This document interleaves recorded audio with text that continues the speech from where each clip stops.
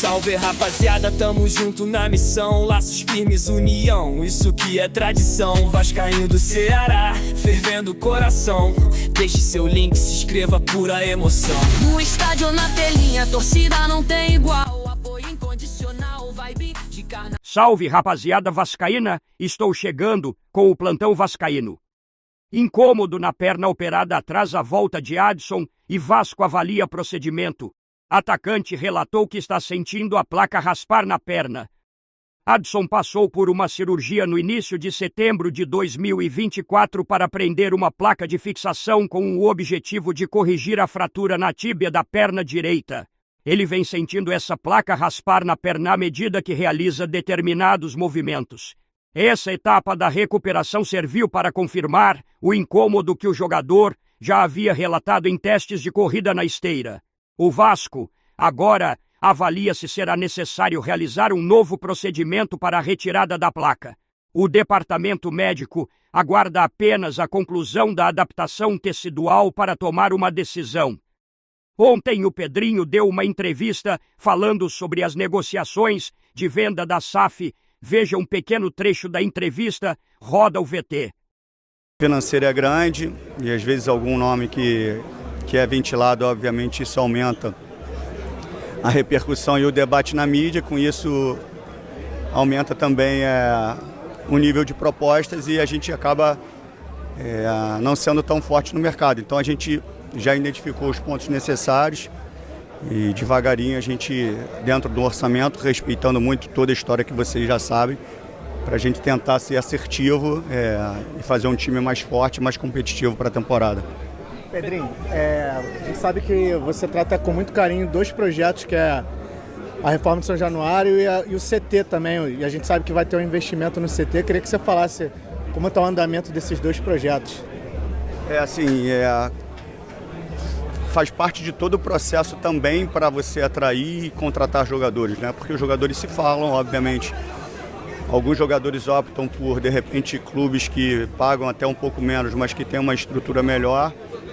Então, quando eu chego, obviamente, quase no meio do ano passado, e tenho a entrada, obviamente, direta ali dentro do centro de treinamento e vejo que nada foi feito do que foi prometido, do que estava em contrato, num valor específico de investimento, obviamente me assustou muito, mas eu tinha que arcar com outras prioridades. Muitos jogadores com valores atrasados de luva, enfim, transferências também, eu tive que fazer algumas para não sofrer o transfer ban. Então a prioridade, obviamente, não foi o CT. Com isso a gente conseguiu fechar o ano do jeito que eu queria, em dia, sem qualquer tipo de adiantamento da receita de 2025, com alguns processos de mecanismo jurídico para que a gente tivesse um respiro financeiro.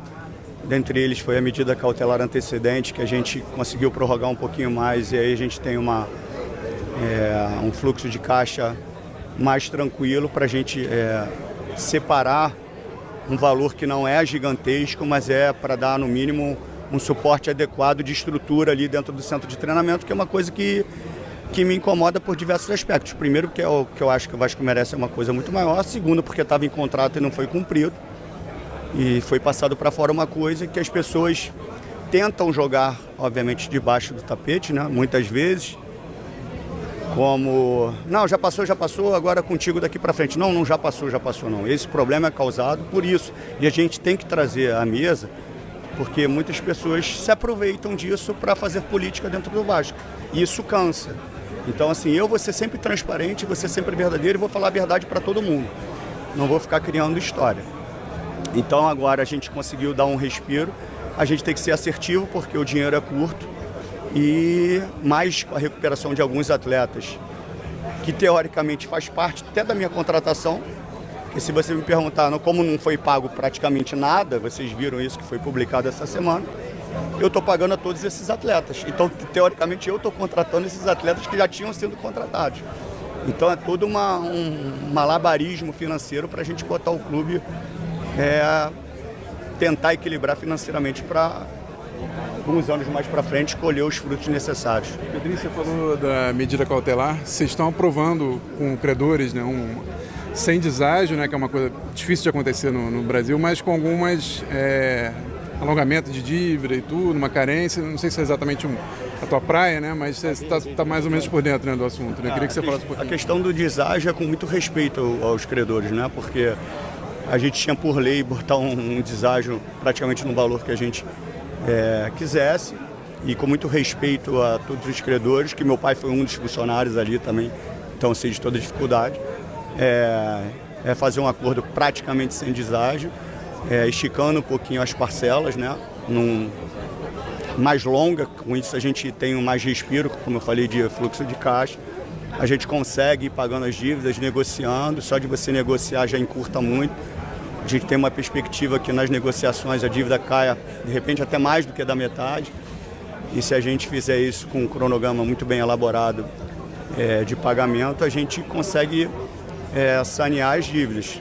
O tempo depende muito das receitas que a gente vai ter. E também depende, se entrar um investidor, esse tempo é encurtado. Se por acaso não entrar um investidor, a gente leva um pouco mais de tempo.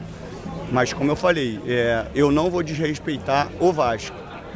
O Vasco foi desrespeitado de forma financeira e de forma institucional. E isso não vai acontecer comigo. Não é uma briga Pedrinho 7777, é uma briga com o Vasco. A 777 lesou o Vasco, não o Pedrinho. Então eu represento o Vasco, eu represento o torcedor, eu represento o sentimento do torcedor. E a minha responsabilidade é ser respeitoso em todas as áreas, dentre elas a financeira. Quais são as perspectivas do investidor que você comentou, da espera, uma possível proposta em breve, ou que dá para passar para a torcida sobre isso? É repetitivo e chato, mas é o que eu tenho que ser. Quando as pessoas falam assim, eu tenho que ir lá cobrar qualquer investidor que tenha o NDA assinado. Eu não cobro porque isso não faz parte de uma negociação. Como é que eu vou chegar para o investidor e falar assim, dá para você fazer uma proposta para o Vasco logo? Isso não existe. Então as pessoas falam que eu não tomo iniciativa. A minha iniciativa não é essa. A iniciativa é eu passar todos os números que a gente já passou através do NDA assinado e esperar uma avaliação dos investidores que a gente tem, obviamente, já com a assinatura do NDA. Dito isso, a gente fica na expectativa que eles façam uma proposta ou recuem de vez até para tirar a perspectiva do que é criado com relação aos torcedores. Então, assim, que pé que está? Todos eles praticamente no mesmo nível de avaliação. Não sei qual o número de membros das equipes para debruçarem sobre os contratos e acelerarem o processo de leitura.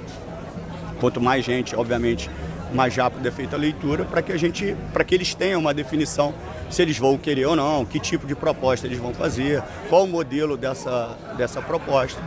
Caso não tenha nenhuma proposta, a minha obrigação é honrar todos os compromissos. Então, assim, por que a gente faz uma reestruturação financeira e dessa vez é uma reestruturação financeira de verdade? Porque a gente está com a medida cautelar antecedente, a gente já está negociando com os credores. Então, assim, não tem outro caminho se você não pagar a dívida. Não tem, isso não existe. Quem sentar na cadeira e falar que é outra coisa, está enganando o torcedor. Porque a gente está enxugando o gelo. Uma dívida que era de supostamente 700, que a gente descobriu que era 900, hoje é uma dívida de 1.400 bi. Então, assim, é isso. É trabalhar pro Vasco. Não pro Pedrinho, não para nenhuma pessoa especificamente, mas pela instituição. Essa foi a notícia. Até a próxima.